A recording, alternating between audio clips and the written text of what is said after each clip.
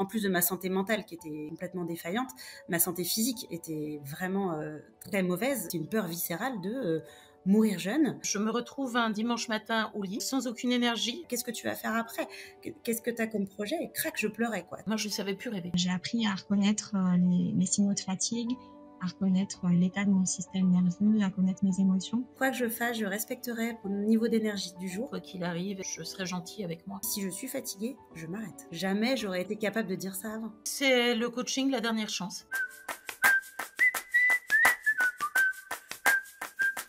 Je suis Clotilde Dussoulier et vous écoutez l'épisode 345 de Change ma vie. Comment se protéger de l'épuisement? L'épuisement est sans conteste un des enjeux majeurs de santé publique de notre époque. Alors on parle souvent de burn-out professionnel et selon l'Observatoire de la responsabilité sociétale des entreprises, 34% des salariés français souffrent de burn-out. Donc ça fait quand même plus de 2,5 millions de personnes qui sont concernées. Mais on a également des situations de burn-out sur le plan personnel et en particulier sur le plan parental. Donc en 2022, l'IFOP a fait une étude qui établit que environ 34% des mères en France se déclarent en situation de burn-out parental ou déclarent avoir déjà vécu ce type d'épuisement et en tout cas, 40% des mères craignent de vivre un jour ce burn-out parental. Et je veux préciser que les mères solo sont particulièrement à risque de ce type d'épuisement. Ce sujet de l'épuisement, chez Change ma vie, on le constate, de plus en plus de personnes viennent à nous avec cette préoccupation centrale et un besoin urgent d'outils pour gérer leur temps et gérer leur énergie, pour pouvoir éviter de tomber ou éviter de retomber dans cette spirale de l'épuisement. Alors, il y a une précision que je veux apporter d'emblée, c'est que les témoignages et les enseignements que je veux mettre en lumière dans cet épisode ont une vocation de sensibilisation et de prévention, mais ne se substituent aucunement à un avis et un suivi médical. Donc, si vous m'écoutez et que vous sentez que vous êtes vous-même en train de perdre pied, si vous êtes actuellement en situation d'épuisement aigu, ou même si vous avez un doute, si vous vous demandez si, parce que souvent ça aussi c'est un symptôme, c'est je me demande si, mais je me dis mais non, mais en fait peut-être pas, etc. Mon invitation forte, c'est que vous puissiez consulter sans attendre un ou une professionnelle de santé. Donc votre généraliste peut être un bon point d'entrée parce que un ou une professionnelle de santé pourra établir avec vous votre situation et vous orienter vers le parcours de soins adapté si vous en avez besoin. Donc vraiment, prenez soin de vous là-dessus et ne laissez pas traîner ces situations-là.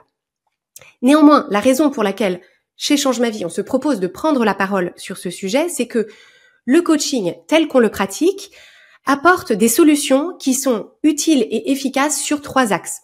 Le premier axe, c'est pour prévenir l'épuisement, donc avant qu'il soit avéré. Le deuxième axe, c'est d'en atténuer les effets une fois que cet épuisement est en place et installé. Et pour la phase d'après, c'est-à-dire quand on se remet d'une phase d'épuisement, le coaching est très utile pour arriver à reconstruire sa confiance en soi et surtout repartir sur de bonnes bases pour ne pas se remettre dans cette même situation quelques mois plus tard. L'enjeu majeur, c'est toujours d'agir tant qu'il en est encore temps pour éviter de sombrer dans un épuisement aigu dont les conséquences peuvent s'avérer extrêmement problématiques à court et à long terme. Et donc pour cet épisode 345, j'ai le plaisir d'être accompagnée de plusieurs personnes qu'on a accompagnées au sein du coaching Change ma vie. Et notre idée en préparant cet épisode, c'est qu'elles puissent partager avec vous les typologies de difficultés qu'elles ont rencontrées, les stratégies qu'elles ont réussi à mettre en œuvre pour sortir de cette spirale de l'épuisement. Et notre objectif, c'est de vous apporter des illustrations concrètes de la façon dont on peut prévenir l'épuisement, donc s'en protéger, ou en sortir avant d'atteindre ce point de rupture au-delà duquel il est beaucoup plus difficile de faire marche arrière. Donc pour démarrer cette conversation, je vais vous proposer de vous présenter en une ou deux phrases. Donc Valentine, est-ce que tu veux te présenter pour commencer ? Mais bien volontiers. Donc je suis Valentine Vernier, j'ai 53 ans. Je vis dans l'Est de la France, voilà, et j'ai le plaisir d'exercer un métier merveilleux dans le tourisme. Excellent, merci Valentine. Candice ? Oui, donc moi je suis Candice Delbé-Dupas, je suis chirurgien maxillofacial à l'hôpital de Vichy et j'attaque une deuxième partie de carrière dans l'accompagnement des acteurs de santé. Merci Candice. Sarah, est-ce que tu peux nous dire en quelques mots qui tu es? Oui, donc je m'appelle Sarah, j'ai 36 ans, je suis maman de 2 enfants et j'ai aussi une activité professionnelle avec un poste à responsabilité. Merci beaucoup. Alors, ce que je voudrais vous proposer de faire maintenant, c'est que vous puissiez me dire, donc peut-être en commençant par toi, Valentine, quel était le type d'épuisement auquel tu faisais face avant de rejoindre le coaching? Toute une gamme d'épuisements. tout un panel, parce qu'en fait, j'ai toujours été très impliquée professionnellement, et une des manifestations en fait de cette implication qui générait de l'épuisement, c'est je me réveillais beaucoup la nuit avec des idées que je notais immédiatement sur un bout de papier, ou des choses que j'avais peur d'oublier, donc je notais, je rallumais la lumière, puis hop, je notais sur le bout de papier pour ne rien oublier et faire ce qu'il fallait faire dès le lendemain. Et puis arrive donc la fin d'année 2021, début janvier 2022, où j'attrape le Covid, comme bon nombre de gens. Ma maman attrape le Covid, sauf que c'est un peu plus embêtant pour elle qui est plus âgée. On a un décès familial. Bon, voilà, tout ça se mêle, et puis un décès familial qui nous affecte, tout ça se mêle, et donc j'en arrive au point où je me retrouve un dimanche matin au lit, sans aucune énergie, et où absolument tout m'était indifférent, mais complètement indifférent. Je m'en fichais de tout, ça n'avait aucune espèce d'importance. Et puis j'assiste, j'étais donc en télétravail vu que j'avais le Covid, j'assiste à une réunion de direction comme on a coutume de le faire. Et je me dis, j'y arriverai pas. C'est fini, j'arriverai pas. J'arriverai pas à répondre aux attentes, je peux pas. Et qu'est-ce que tu as fait à ce moment-là? Eh bien, je me suis dit, c'est le coaching, la dernière chance. C'est soit le coaching, soit l'arrêt maladie, soit, je sais pas, je tente un truc, mais en tout cas, faut que je fasse bouger les lignes. J'étais auditrice du podcast depuis déjà un certain nombre de mois, et je trouvais que voilà, ça m'avait aidé à avoir d'autres perspectives. Et je me suis dit, j'investis sur moi, en quelque sorte, et je tente le coaching parce que c'est ma dernière chance pour essayer de sortir de cette spirale. Et comme tous mes amis me disaient, ma fille, t'es en train de friser le burn-out, et ben voilà. Et qu'est-ce qui t'a fait penser que le coaching était une bonne solution? Je me suis dit que ça me permettrait peut-être de relativiser et de voir justement ces attentes d'une autre manière. Et voilà, et de moins il a déjà fallu que j'accepte que j'avais une base d'énergie. Ça, c'était très difficile pour moi. Parce que je fais énormément de choses, comme beaucoup de monde, j'ai une vie très active, et c'était très difficile pour moi d'accepter d'avoir une baisse d'énergie, de pas avoir envie. Et ma mère m'a dit, il faut que tu acceptes. Il faut que tu acceptes d'être en baisse d'énergie, il faut que tu acceptes que en ce moment, t'es malade, il faut que tu acceptes que voilà. Et donc, c'est comme ça que je suis arrivée dans le coaching. Merci beaucoup, Valentine. Candice, ça fait écho, ou toi, quel était le type d'épuisement auquel tu faisais face? Oui, alors il y a des choses évidemment qui font écho. Moi, je suis en novembre 2022 quand tu me demandes de me remettre dans la peau de mon épuisement professionnel, parce que pour moi, il était purement professionnel. En novembre 2022, je suis seule chirurgien à des kilomètres alentour dans ma spécialité. Je fais des heures pas possibles, et je vois un nombre de patients qui est croissant. Je continue à encaisser un nombre de patients croissant. Je vois 30 patients par demi-journée. J'ai un an de délai. Et je continue à en mettre. Et j'entends les gens qui me disent mais tu nous entraînes avec nous. Et moi, je comprends pas. Je comprends pas ce qui se dit. J'ai l'impression de faire un marathon tous les jours. Je pleure sur le trajet pour aller à l'hôpital. Je pleure sur le trajet de retour. J'arrive, je suis d'une irritabilité avec mes 2 petits enfants merveilleux sur lesquels je crie dessus parce que j'ai perdu toute patience. Et je comprends pas ce qui se passe. J'ai l'impression d'être un robot inhabité de mon corps qui fait son travail dans un tunnel qui va aller nulle part. C'est l'image que j'ai. J'ai un tunnel et il va jamais rien se passer. Et en fait, je suis extirpée. J'ai la chance d'être sortie de l'hôpital par 2 de mes collègues qui font venir mon médecin généraliste à la maison pour m'arrêter. Du jour au lendemain, il me dit c'est fini. C'est fini. L'intervention, ouais. Intervention, exactement. Je l'appelle mon équipe d'intervention qui m'ont très honnêtement sauvé la vie. Et je voyais quand même, tu vois, il y avait des choses qui allaient pas bien. J'avais déjà mis en place une psychothérapie avec la médecine du travail et le psychologue du travail depuis 2 mois. mais j'étais incapable de demander l'arrêt maladie, c'était pas possible. En tant que soignante, c'était juste pas possible. Et donc, j'ai continué pendant mon premier mois et demi d'arrêt maladie à la maison, complètement perdue, hagard, tu vois, être sur mon canapé, mais qu'est-ce que je fais là? Et une fois que la psychothérapie est bien entamée, j'ai été très bien conseillée en contactant Change ma vie, parce que j'écoutais le podcast depuis très longtemps, je savais que le coaching allait être aidant, mais il fallait effectivement trouver le bon moment, être sorti un peu de la crise aiguë, entre guillemets. Et là, en échange par mail avec Change ma vie, il m'a dit, bah, il faut que le psychologue soit aussi OK, que le médecin soit OK. Et quand tout le monde était OK, j'ai intégré le programme en janvier 2023 et ça a été extraordinaire de révélation. Alors, on va revenir sur ces révélations. Merci beaucoup, Candice. Sarah, pour ta part, quel type d'épuisement est-ce que tu as ressenti, toi? Alors, pour ce qui me concerne, j'avais vraiment différents types de fatigue qui étaient intriqués et qui s'auto-alimentaient. J'avais vraiment un épuisement physique avec des maladies, des infections qui s'enchaînaient. Un manque de sommeil aussi, lié en partie au manque, au fait que ma fille se réveillait beaucoup la nuit.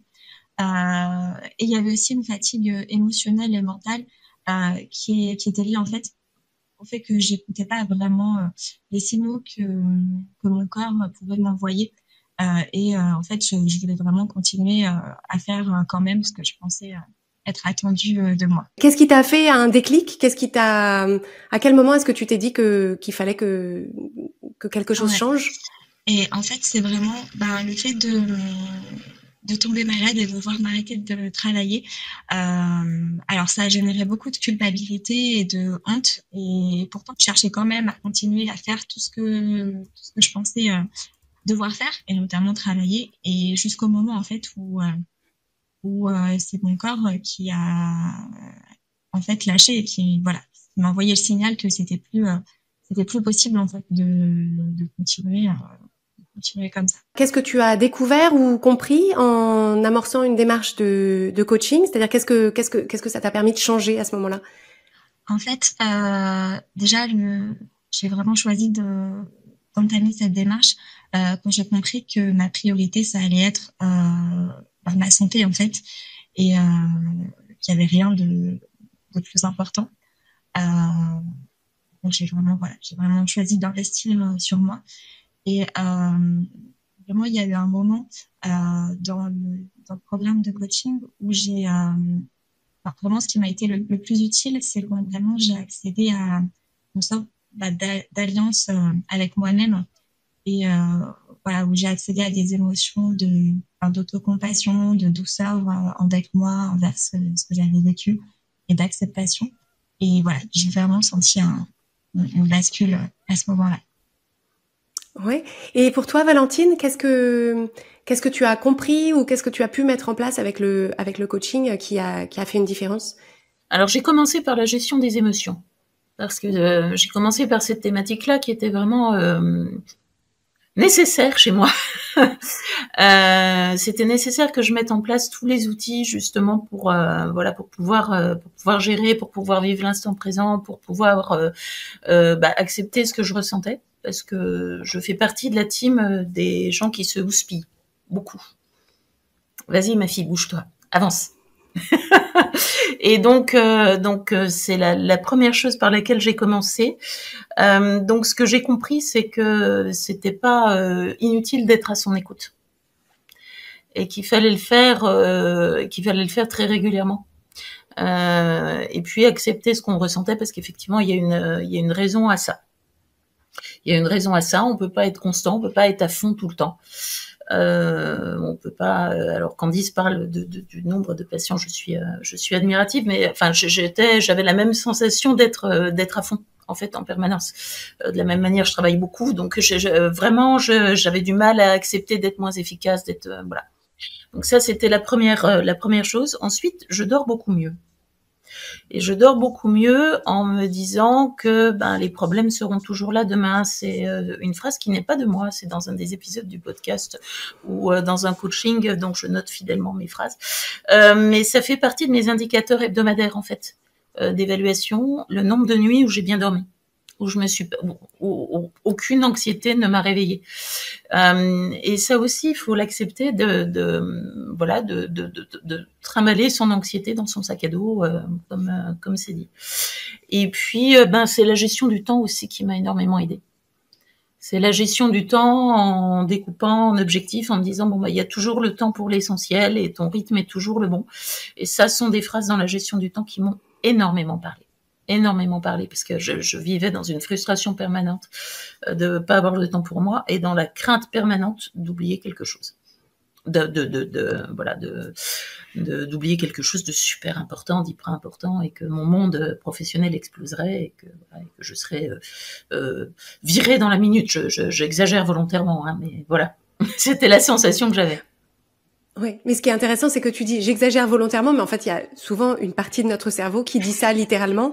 C'est-à-dire que quand on l'entend, on se dit non mais faut pas exagérer, mais il y a une partie effectivement qui est dans cette, quand on est dans une dynamique qui nous pousse vers l'épuisement, c'est qu'on a une peur fondamentale de ce qui pourrait se passer si on ralentit ou si on s'arrête. En fait, c'est cette peur on est dans une espèce de fuite d'un danger, et c'est finalement cette fuite qui épuise. Et donc pour ce qui te concerne, Candice, tu disais des révélations en entamant cette démarche. Est-ce que tu peux nous en parler? Oui, j'ai commencé le programme comme ce que vous proposez spontanément, c'est-à-dire mon problème numéro 1 pour prendre les outils du coaching Change ma vie en main. Et mon problème numéro 1, comme ça fait écho à ce que dit Sarah et Valentine, c'est que en plus de ma santé mentale qui était complètement défaillante, ma santé physique était vraiment très mauvaise. Je dormais plus depuis 9 mois. J'avais plein de douleurs articulaires. Je m'étais fait opérer de plein de choses alors que ça n'aurait pas dû avoir lieu à 40 ans. Et du coup, mon problème numéro 1, c'était améliorer ma santé physique et mentale. Et avec le travail de coaching, c'est pourquoi me reconnecter à ce pourquoi, et le pourquoi, et c'était une peur viscérale de mourir jeune ou d'être malade très jeune. Et ça, ça m'a connecté entièrement, et encore à l'heure actuelle, ça fait 1 an et demi, à mon pourquoi. Le pourquoi je fais tout ça. Donc ça, c'était vraiment une révélation, c'est j'ai un pourquoi. J'ai cette peur qui est arrivée, et voilà, ça a été vraiment hyper bien. Et puis me permettre de travailler sur mes pensées, le flot de pensée, ça m'a vraiment beaucoup aidé, faire cette hygiène mentale comme tu dis souvent. Et j'ai noirci beaucoup de cahiers, comme tu imagines, et du coup j'ai fait un résumé de tous ces cahiers qui s'appelle mon cahier magique, qui est encore à côté de moi là, tu vois, que j'ai relu en préparant l'enregistrement de cet épisode. Et j'ai dit waouh, tout ce que le coaching m'a permis d'écrire, de me dire à moi-même sur ce que je voulais, et surtout être capable de me projeter, ce qui était complètement impossible en janvier 2023, d'avoir une vision de qu'est-ce que je voulais faire, qu'est-ce que je pouvais faire d'autre qu'être chirurgien de l'hôpital public. Je dis je l'ai relu hier et je me dis dingue, je suis en train de dérouler ce que j'ai écrit il y a 1 an et demi. Grâce à ça, avec la vision, donc vraiment j'ai fait dans l'ordre, problème numéro 1, vision, clarté, élan, et je vois que je me sers tous les jours de ce que j'ai écrit grâce au coaching il y a 1 an et demi. Et je continue à nourrir ça, à nourrir régulièrement ma vision, à retoucher ce que j'ai écrit. Donc c'est des outils formidables qu'on peut réutiliser régulièrement en plus. Donc c'est super. Merci beaucoup Candice de raconter ça. Pour ce qui te concerne, Sarah, comment est-ce que tu gères aujourd'hui à la fois ton temps et ton énergie pour protéger ces ressources? Alors aujourd'hui, je vais plus accepter en fait mon niveau d'énergie comme un indicateur de ce dont j'ai besoin, sans le juger en fait. J'ai appris à reconnaître mes signaux de fatigue, à reconnaître l'état de mon système nerveux, à connaître mes émotions. Et ça permet déjà de prendre beaucoup de distance par rapport à toutes les pensées automatiques de jugement qui peuvent survenir. Et pour quelqu'un comme moi qui était un peu qui était un peu dissocié de ses ressentis émotionnels et physiques, c'est déjà important. Enfin, c'est déjà précieux d'avoir ces informations pour identifier vraiment quels sont mes besoins et comment je peux y répondre. Et moi aussi, je souffrais beaucoup d'insomnie, ce qui, bien sûr, venait aggraver beaucoup mon niveau de fatigue. Et je remarque que depuis que j'utilise ces outils de connexion à moi, en fait, les insomnies sont beaucoup moins fréquentes, elles sont moins longues, et en fait, même quand elles sont là, je vais mieux les accepter et je vais pas rajouter une couche de jugement sur mon expérience qui est déjà pas forcément très agréable.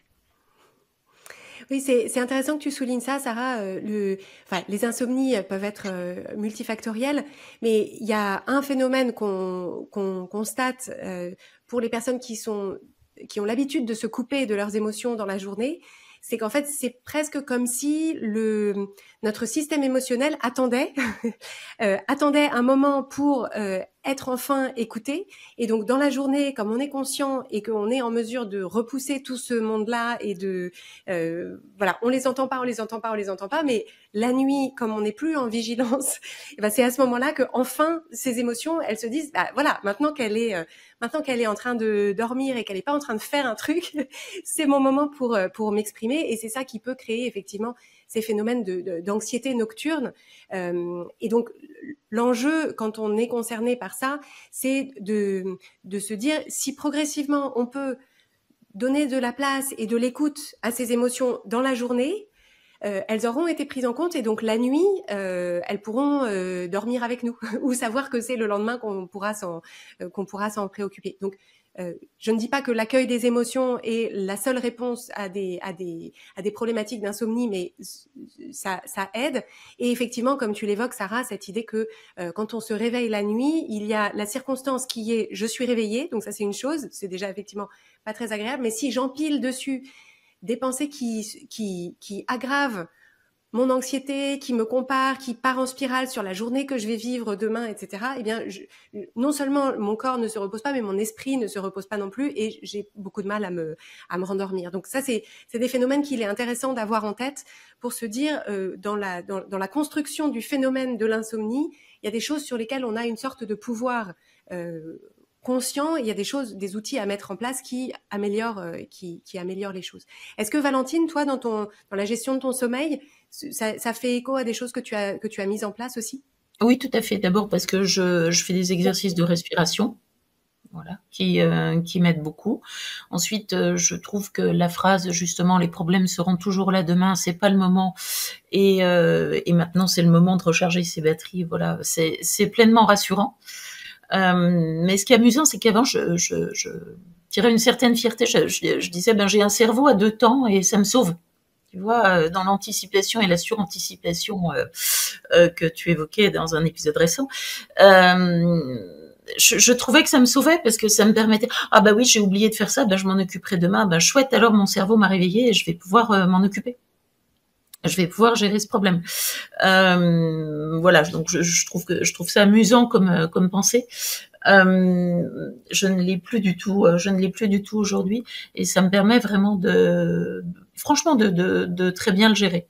Et puis après il y a les méditations, il y a l'EFT, il y a si un soir je me sens vraiment pas bien, ça arrive, hein.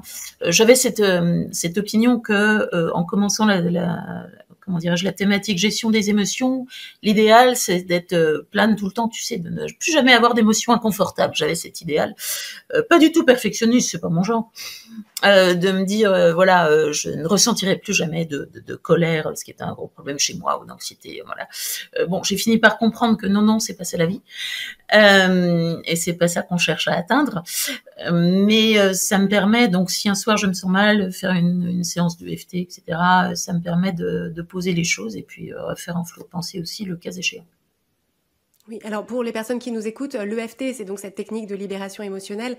Il y a un épisode de Change ma vie qui est consacré à cette technique et au sein du coaching Change ma vie, on apporte aussi des clés complémentaires et des sessions d'EFT guidées pour se soulager de différents types de difficultés émotionnelles. Et c'est vrai que ça fonctionne très bien d'avoir cette approche qui passe par le corps en complément d'outils qui passent par l'esprit, puisque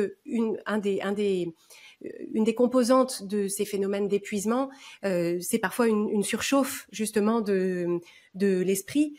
Et souvent d'ailleurs ça se manifeste chez des personnes qui comme vous peut-être ont surinvesti cette capacité à être au-dessus du coup, enfin intellectuellement, à faire, à travailler, à créer, à réfléchir, et en fait oublier que tout ça c'est un écosystème et qu'il va falloir travailler en alliance avec le reste du corps.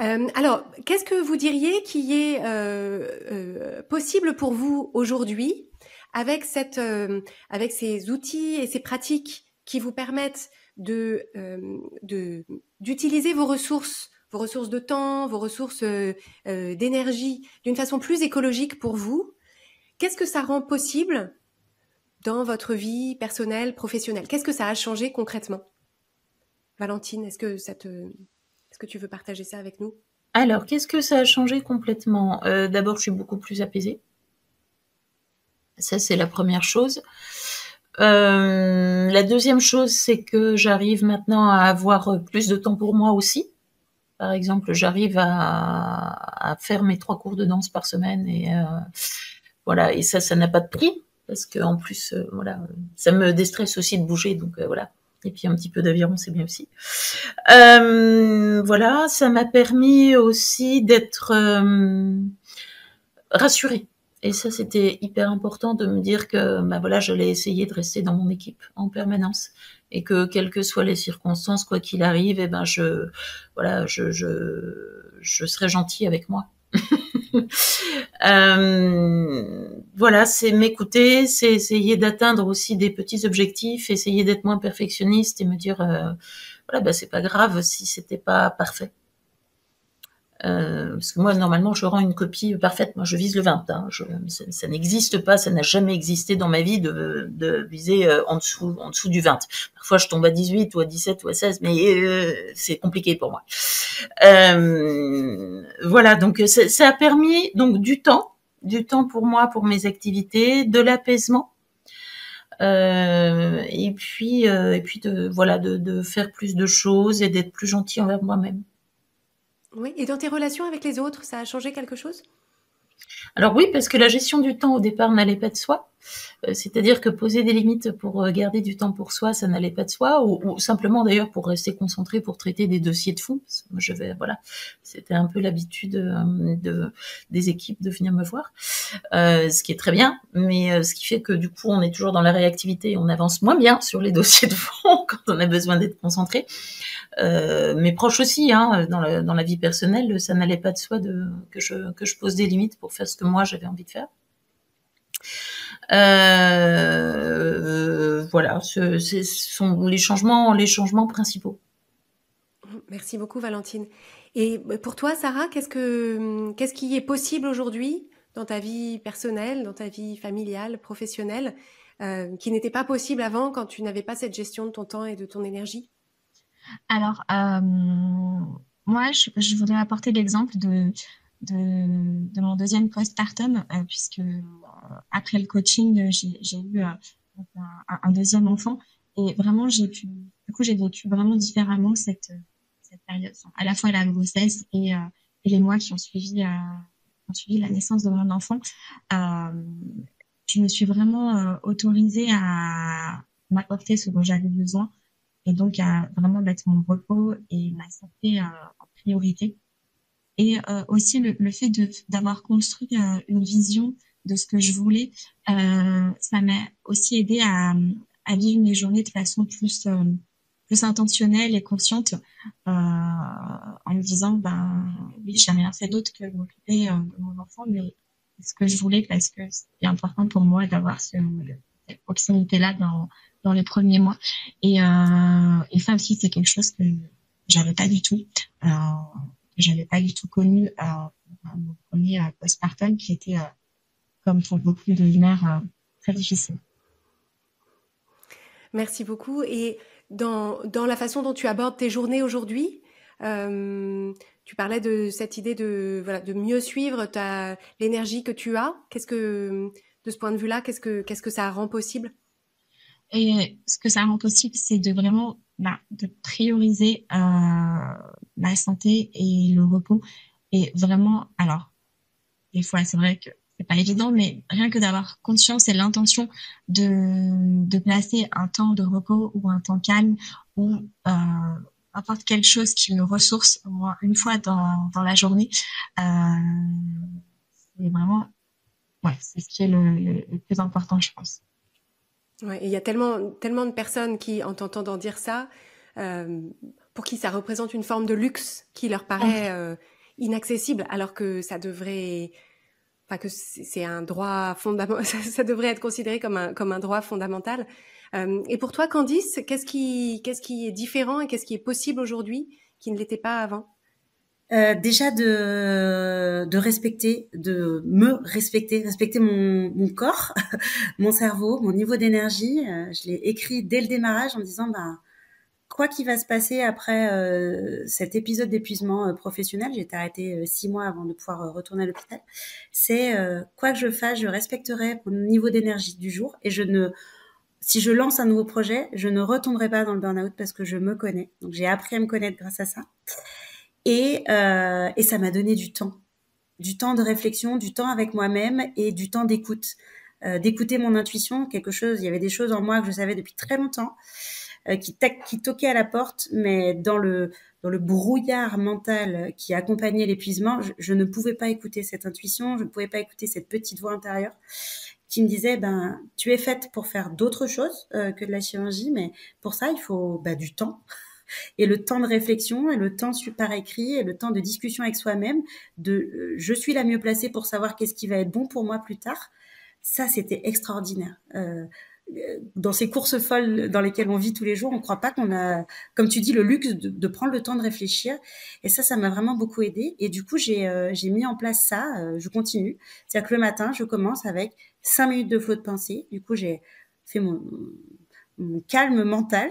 Ensuite, je fais la méditation, ce qui apaise. Je suis vraiment très apaisée. J'ai entendu Sarah et Valentine utiliser ce mot-là aussi. Et vraiment, je trouve que l'apaisement physique et mental n'a pas de prix. Et ensuite, je peux travailler, que j'aille à l'hôpital ou que je fasse mon nouveau travail. Je suis en accord avec moi-même. Et puis, si je suis fatiguée, je m'arrête.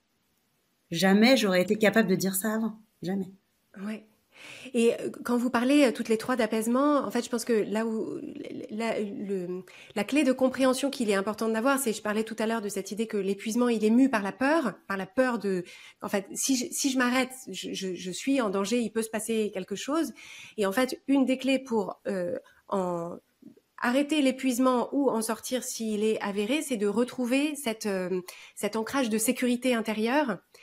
Parce qu'en fait, c'est probablement ça que vous exprimez sous cette idée d'apaisement. C'est en fait, ce qui permet à l'être humain de s'arrêter et de se poser quelque part pour dormir, c'est uniquement si je me sens en sécurité. Parce que l'être humain, s'il se sent en danger, il va pas s'arrêter sur le bord de la route pour, quelque part dans la forêt pour dormir. Et donc en fait, c'est comment est-ce qu'on fait chacun et chacune d'entre nous en fonction de nos schémas de fonctionnement, le regard qu'on porte sur nous-mêmes, le type de la configuration familiale et professionnelle. Comment est-ce qu'on nourrit à nouveau cette idée que je suis en sécurité? Ma sécurité ne dépend pas de combien de patients je vois par jour ou à quel degré, quel est le nombre d'heures que je travaille, etc. Et en fait, là où c'est magnifique, c'est que quand on arrive à recréer cette sécurité intérieure, alors évidemment, il y a l'apaisement qui est agréable et où on peut éviter ce risque d'épuisement. Mais on peut aussi conduire sa vie d'une façon qui est beaucoup plus adaptée à ce à quoi on aspire vraiment et qui est débarrassé des autres injonctions, des peurs, etc. Et donc c'est effectivement ton cas dans ce que tu as décidé de faire, Candice.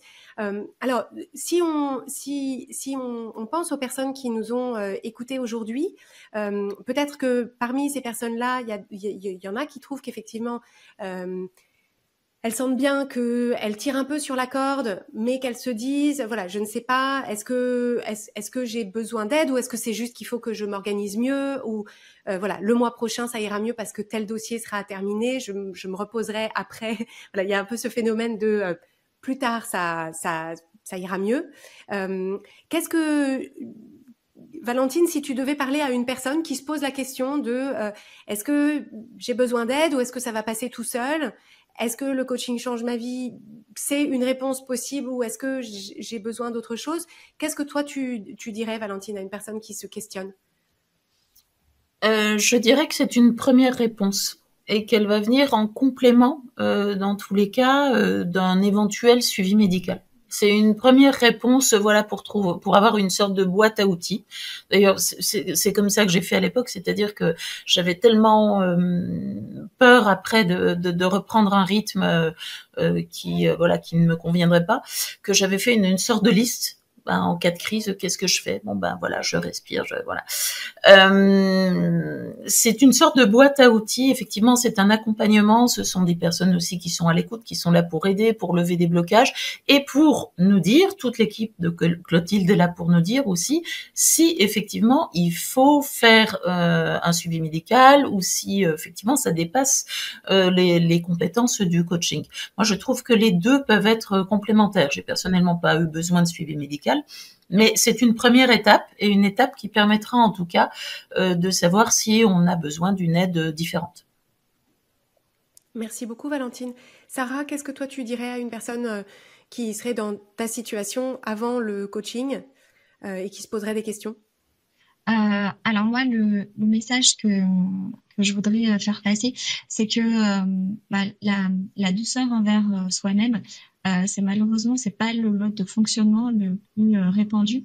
Et pourtant, c'est vraiment une clé pour sortir de cette spirale de l'épuisement. Et parfois, il y a besoin d'une aide extérieure pour s'en rendre compte. Et cette douceur, toi, tu me l'avais suggéré lors d'un coaching, et c'est vraiment quelque chose qui est resté et qui m'a beaucoup servi. Et c'est ce qui caractérise aussi, je trouve, ton programme de coaching. Il n'y a pas d'injonction, il n'y a pas de jugement. Il y a beaucoup de douceur, de compréhension et d'écoute bienveillante. Merci beaucoup, Sarah. Et toi, Candice? Eh bien, quand tu posais cette question, je voyais les 3 mots qui ont été écrits, qui sont le début de mon cahier magique dans le processus. C'était autodestruction. Pour moi, c'est comme ça que je voyais mon épuisement professionnel. Et ensuite, j'avais besoin d'une déconstruction avant la reconstruction. Et pour moi, la place du coaching, elle est dans les 2 derniers. Tu vois, elle t'aide à déconstruire des croyances limitantes qui te bloquent, des freins que tu te mets toute seule en fait ou tout seul. Enfin voilà. Donc j'avais vraiment besoin du coaching à ce moment-là pour déconstruire plein de choses et ensuite pour me reconstruire. Et là où je vois dans la reconstruction la place du coaching, c'est parce que pour moi en tout cas c'était ça, c'est comment je me projette dans l'avenir. Tu vois, le mot projet, quand tu es en plein épuisement, c'est presque un gros mot. Tu peux pas l'entendre. Enfin, moi, ça me faisait monter les larmes dès qu'on me disait, mais qu'est-ce que tu vas faire après? Qu'est-ce que tu as comme projet? Et crac, je pleurais, quoi. Tu vois, c'était, voilà. Et pour moi, ça a été là, quoi. Vraiment, la place du coaching, c'est comment je me projette à demain, quelle vision je peux faire et comment je peux nourrir cette vision. Et là, tout a découlé. Et pour moi, c'est tellement soutenant. Parce que ouais, tu as le droit de penser à des choses, mais de là à l'écrire, à le construire et que quelqu'un comme Change ma vie, n'importe quel coach de Change ma vie à côté de toi qui t'aide à soutenir ça, waouh, c'est ça qui m'a fait sortir. Ah mais ça c'est pareil, effectivement je suis d'accord avec Candice, c'est rendre les rêves possibles. Ouais. Moi je savais plus rêver. Et il n'y a pas de limite. Même plus à la limite d'ailleurs. Il n'y a pas de limite dans tu nous as appris à ça. Pour moi, Change ma vie nous a appris à rêver en grand, il n'y a pas de limite. Alors, c'est magnifique et je vous remercie beaucoup pour ces partages et je pense que pour conclure sur cette conversation, je pense qu'il y a quelque chose d'important à transmettre, c'est que parmi les personnes qui nous écoutent, il y en a qui sont au point de leur cheminement où l'idée d'un projet, ça leur fait encore monter les larmes. Et je pense qu'il y a vraiment dans cette douceur, cette écoute et cette compréhension, apporter vraiment le message que on peut tous et toutes en être à ce stade, que c'est pas une condamnation et que il y a, alors pour utiliser une métaphore éculée, mais il y a la lumière au bout du tunnel et qu'en fait c'est pas, je sais que quand on est dans une phase avec très peu d'énergie, une des caractéristiques, c'est qu'on se dit, je ne retrouverai jamais mon énergie, c'est fini, j'en ai plus. Et c'est aussi la même chose quand on a été malade. Je sais pas si vous vous souvenez d'épisodes de grippe où en fait on se dit, mais je n'arrive même plus à me souvenir. Comment font les gens pour se lever de leur lit? Et c'est pareil avec l'épuisement. Et donc je pense qu'on peut envoyer le message à travers vos témoignages alors quels que soient les outils auxquels on fait appel, est-ce qu'on fait est-ce qu'on a besoin d'un parcours médical avant un parcours de coaching ou à la place d'eux ou en complément? L'idée, c'est vraiment d'envoyer un message d'encouragement, de douceur et d'espoir pour dire voilà, il y a un après, il y a des solutions. Et donc, je vous remercie, Valentine, Candice et Sarah, d'avoir apporté vos regards croisés sur ces difficultés vraiment, alors j'allais dire classiques, en tout cas très répandues que vous avez pu rencontrer et dont vous vous êtes fait l'écho aujourd'hui. Et je voudrais inviter les personnes qui nous écoutent aujourd'hui et qui se sont reconnues à envisager et potentiellement nous contacter. D'ailleurs, si vous m'écoutez et que vous vous dites, je ne sais pas si le coaching est une bonne réponse pour moi par rapport à là où j'en suis, comme Candice l'a fait, nous on est bien sûr disponible pour en discuter avec vous et savoir où est-ce que vous en êtes. Et nous, comme on a eu beaucoup de ces échanges, même si effectivement nous on ne fait pas de diagnostic médical, si on a le moindre doute, on vous conseillera toujours d'aller d'abord consulter un professionnel de santé pour qu'on soit sûr que le coaching correspond à ce dont vous avez besoin aujourd'hui. Et si ça correspond à vos besoins, on sera toute l'équipe très heureuse de vous accueillir dans cet environnement, comme Sarah l'a évoqué, de douceur, d'écoute, qu'on aime créer pour vous. Valentine, Sarah et Candice, je vous remercie infiniment d'avoir pris sur votre temps aujourd'hui pour partager tout ça avec nos auditeurs et nos auditrices. Et donc je vous dis une très bonne journée à toutes les trois. Merci beaucoup. Merci Clotilde. Merci Clotilde. Merci.